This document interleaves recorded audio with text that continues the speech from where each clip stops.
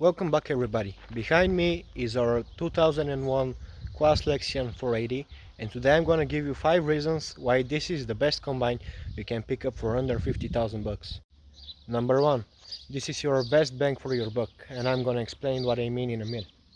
First of all, this is a hybrid threshing combine. This is not a standard walker combine. This is not just a roader combine. It's a hybrid combine, and I'm gonna show you what this means. So not only does it have your standard threshing drum and its diameter is 60 centimeters, it also has twin rotors which are 4.2 meters long, basically just as long as the brand new Claas Lexion 8900.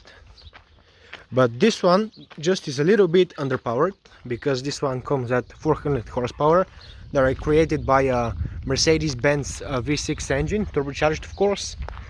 And it also unloads much slower at I believe 90 liters per second, and there are a few technological differences, but basically the platform is the same. Claas have decided to keep this platform because they have found out that it works best for them, for their bigger combine, of course, bigger combines, the 580, the 600, the 780 and the 8900.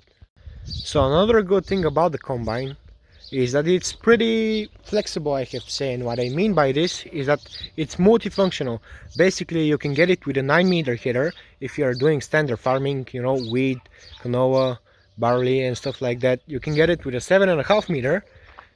This is the 7.5 meter one, and you can get it with a 6.5. I believe it was something like 660, but basically 6.5.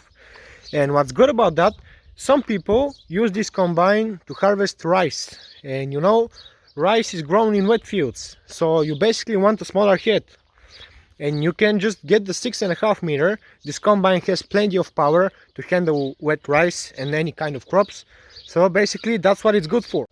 Another thing that's good about this combine, sometimes it's good, sometimes it's bad, depends on how you maintain the machine, is technology.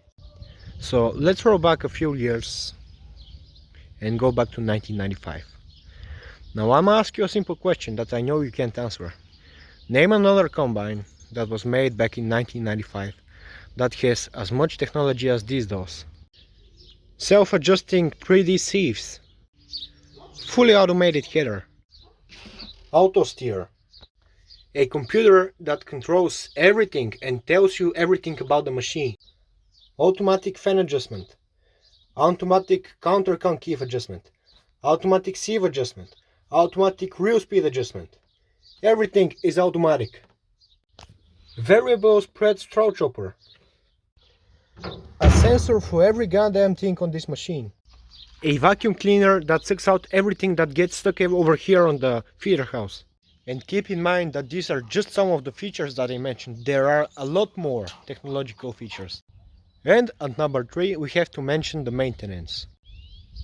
Back in 1995, when this machine began production, Claas already knew that people were going to buy them and they knew they were going to use them hard. So this thing was built to last.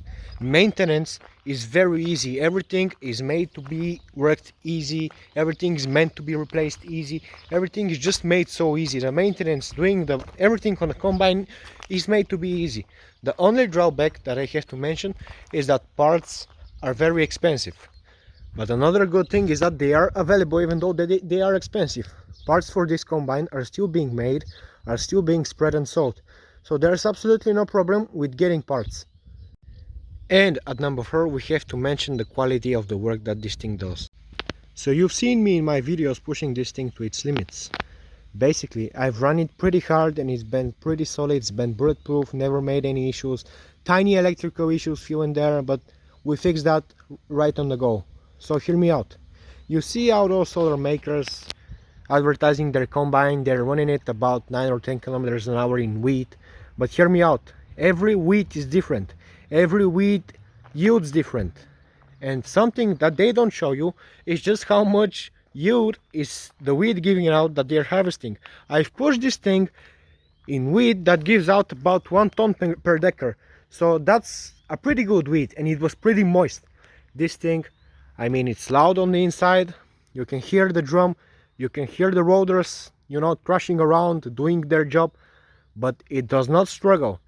Sometimes it does run out of power. I mean, it's a 400 horsepower engine, but the engineers at Claas have, I don't know how, but they have foreseen this, and they have made everything to have a failsafe. So nothing will break. The worst you can do is just look down the engine. It's not gonna do anything, just plug it down, and that's gonna show you that you are an idiot and you don't know what you are doing exactly.